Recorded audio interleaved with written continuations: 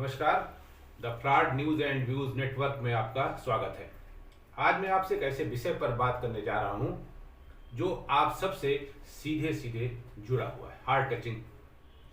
हम सबको आए दिन अपने या अपने परिवार जनों के इलाज के लिए किसी न किसी डॉक्टर के पास जाना होता है। आप सारे लोग ये बात भली बात जानते हैं कि डॉक्टर भगवान नहीं होता, वो भी आपके ही समाज से आपका बेटा, बेटी, माँ, बहन, भाई, कोई भी हो सकता है। इसलिए उसको भगवान समझने की भूल कतई न करें। वो करता क्या है, अपने अनुभव और ज्ञान के साथ जो तमाम जांच रिपोर्ट्स होती हैं उनके आधार पर इलाज करता है। साथ ही भगवान से ये भी प्रार्थना करता है कि वो जिसका इलाज कर रहा है वो स्वस्थ होकर अपने घर जाए। इससे क्या होता है, उसको नेम और फेम दोनों मिलता है। जिस तरह अन्य प्रोफेशनल्स अपना काम अपनी ईमानदारी और अपने ज्ञान तथा अनुभव के द्वारा करते हैं, उसी तरह डॉक्टर भी करता है। लेकिन कभी कभी डॉक्टर तमाम कोशिशों के बावजूद अपने रोगी को बचा नहीं पाता है, और न ही उसके पास कोई ऐसी जादू की छड़ी होती है जिसको छुआकर वो मौत के मुंह में जा रहे अपने रोगी को बचा ले। अगर ऐसा संभव होता तो शायद ही कोई डॉक्टर मरता, बिल्कुल नहीं मरता। लेकिन चूंकि वो अमर नहीं है, उसे इच्छा मृत्यु भी प्राप्त नहीं है, इसलिए उसका भी मरना उतना ही निश्चित है जितना कि एक आम आदमी का। फिर मैं वही कह रहा हूं, क्योंकि वो भगवान नहीं है, इंसान है। मैं तमाम ऐसे नामी गिरामी डॉक्टरों को बखूबी जानता हूं जिनकी मौत उस बीमारी से हुई जिसके वे स्पेशलिस्ट थे। डॉक्टरों का भी आप सबकी तरह परिवार होता है। परिवार के प्रति जिम्मेदारियां भी होती हैं। जिम्मेदारियों को नज़रअंदाज करके तथा कई बार अपनी जान को जोखिम में डालकर वे अपने रोगी को बचाने का तमाम प्रयास करते हैं। जो मेडिकल साइंस द्वारा बताए गए हैं उन तरीकों का इस्तेमाल करते हैं। पिछले वर्ष कोविड काल में आप सब ने डॉक्टरों और पैरामेडिकल स्टाफ का अपने प्रोफेशन के प्रति जिम्मेदारियों को निभाते तथा कई बार जिम्मेदारियां निभाते निभाते काल के गाल में समाते भी देखा है, सुना भी है। फिर आप डॉक्टर पर यह आरोप क्यों लगाते हैं कि उसने आपके रोगी की जान ले ली, या जानबूझकर उसकी जान ली, या उसकी लापरवाही से उसकी जान चली गई। आखिर आपके रोगी की मृत्यु से उस डॉक्टर को क्या फायदा होने वाला है? शायद कुछ भी नहीं। वो तो अब तमाम कोशिशें कर रहा है अपने रोगी को बचाने के लिए। मैं आप सबसे पूछता हूं कि अगर किसी 302 के मुलजिम को, जिसने किसी की हत्या की हो, अगर आजीवन कारावास या मृत्युदंड दे दिया जाता है तो क्या उसका दोषी उसका विद्वान अधिवक्ता होता है? क्या वकील उसके लिए दोषी माना जाता है? शायद नहीं, क्योंकि जो वकील है, एडवोकेट है, अधिवक्ता है, वो उसका काम केवल कानूनी पेचों के जरिए अपने मुवक्किल को बचाने का प्रयास करना होता है। निर्णय न्यायाधीश के हाथ में होता है। सजा होगी नहीं होगी ये न्यायाधीश तय करता है, लेकिन वकील पक्ष रखता है अपने मुवक्किल का, बिल्कुल उसी तरह जैसे डॉक्टर रोगी को बचाने का प्रयास करता है। मैं आपसे पूछता हूं, क्या रात के 12 बजे 1 बजे आप किसी अन्य प्रोफेशनल से उससे बात कर सकते हैं, उससे डिस्कस कर सकते हैं अपने किसी प्रॉब्लम्स के बारे में? शायद नहीं। लेकिन डॉक्टर से आप ये उम्मीद करते हैं कि वो अपनी नींद और अपनी व्यक्तिगत खुशी को किनारे रखकर आपकी बात सुने, आपको सुझाव दे, आपको सलाह दे, और यदि आवश्यक हो तो ट्रीटमेंट भी करे। क्या है ऐसा कोई प्रोफेशन? शायद नहीं। यही कारण है कि भारत की पूर्व प्रधानमंत्री इंदिरा गांधी ने 23 मार्च 1968 को डॉक्टरों के एक दीक्षांत समारोह को संबोधित करते हुए कहा था कि doctor is pre eminently a servant of society. Doctor समाज का अति विशिष्ट सेवक है, लेकिन इस सेवक के साथ जो समाज जिस तरह का बिहेव कर रहा है वो निंदनीय है। न्यायाधीश जब किसी मुकदमे में निर्णय देते हैं तो वे अभियुक्त के मोटिव पर नजर डालते हैं और ये समझने का प्रयास करते हैं कि इस घटना से किसको डायरेक्ट फायदा हो रहा है। लेकिन रोगी के मामले में परिजनों को यह सोचना चाहिए कि किसी की मौत से डॉक्टर को क्या फायदा होगा। अब मैं आता हूं उस मूल विषय पर जिसके कारण पूरा देश का डॉक्टर इस समय आक्रोशित है और खास तौर से महिला डॉक्टर। जानते हैं क्यों?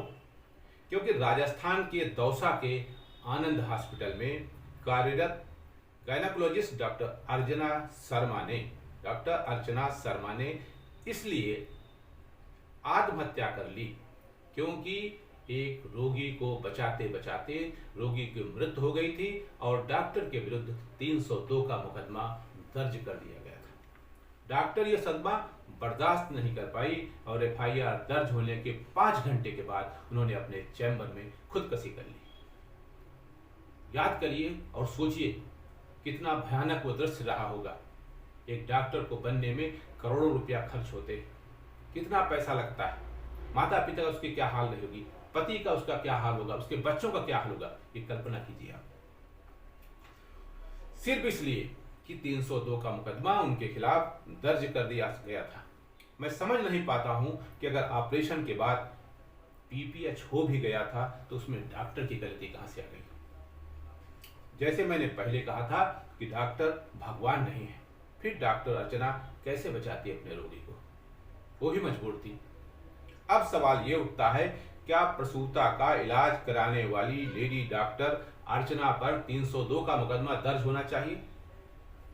शायद नहीं, क्योंकि माननीय सुप्रीम कोर्ट ने जैकब मैथ्यूज केस में विस्तृत एवं स्पष्ट गाइडलाइन जारी की है, जिसके अनुसार केस डॉक्टर के खिलाफ केस दर्ज करने से पूर्व जो पुलिस का इन्वेस्टिगेशन ऑफिसर होगा वो किसी एक्सपर्ट डॉक्टर से सलाह लेगा कि कहीं इसमें मेडिकल नेग्लिजेंसी है या नहीं, डॉक्टर की चूक है कि नहीं, गलती है कि नहीं। ये वो जो ऑफिसर है, इन्वेस्टिगेशन ऑफिसर, किसी एक्सपर्ट डॉक्टर से, खासतौर से वो गवर्नमेंट हॉस्पिटल का डॉक्टर हो, उससे ये परामर्श लेगा, देन मुकदमा दर्ज होगा। लेकिन डॉक्टर अर्चना के मामले में ऐसा नहीं किया गया। क्यों नहीं किया गया? आखिर किस आधार पर 302 के अंतर्गत मुकदमा दर्ज किया गया, जबकि होना क्या चाहिए था? 304A के अंतर्गत मुकदमा दर्ज किया जाना चाहिए। अगर नेग्लिजेंसी थी तो फिर 302 का मुकदमा दर्ज हुआ। नतीजा क्या निकला कि उस लेडी डॉक्टर को सुसाइड करना पड़ा। कौन है इसका जिम्मेदार? जिम्मेदारों के विरुद्ध कब दर्ज होगा? ये जवाब आना चाहिए। सवाल उठा है तो जवाब आना चाहिए। मैं आप सबसे पूछता हूं, कौन देगा जवाब इसका?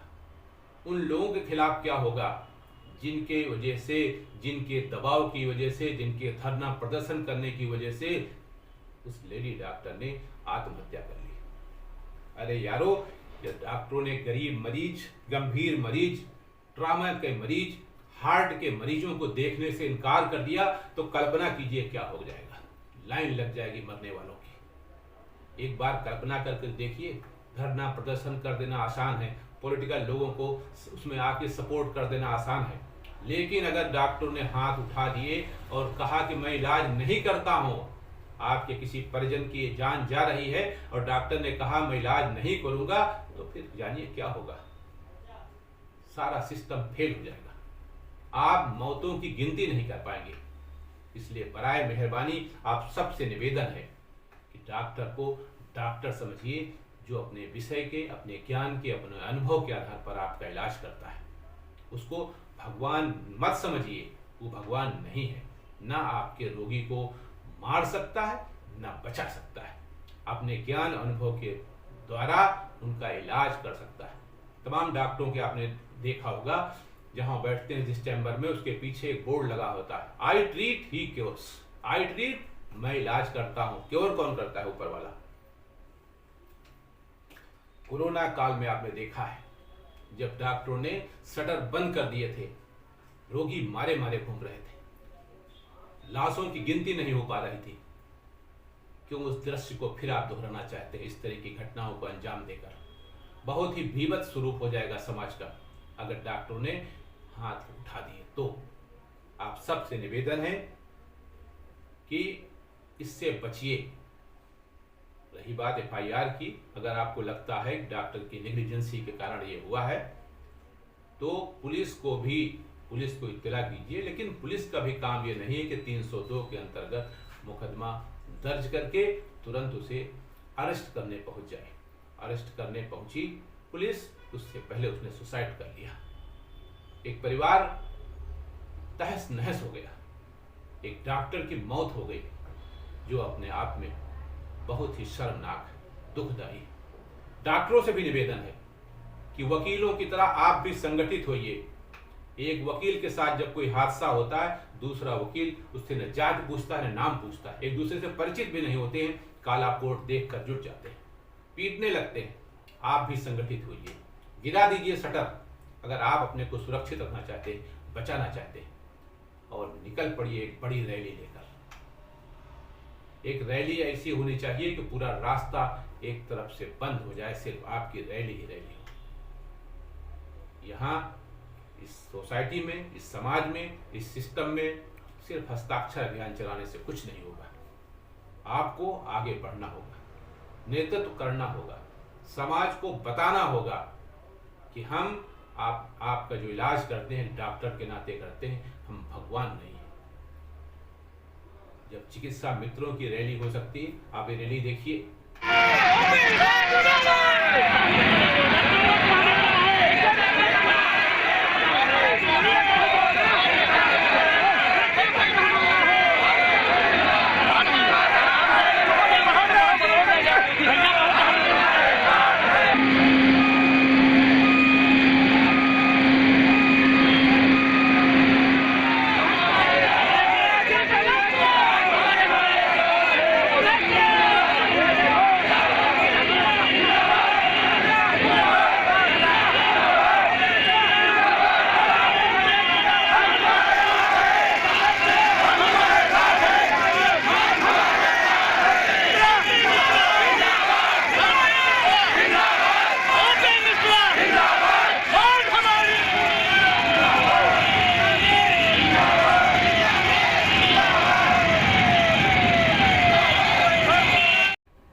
लखनऊ के 4 बाग से निकल रही विधानसभा तक जा रही पूरा ट्रैफिक एक तरफ रोक दिया गया है।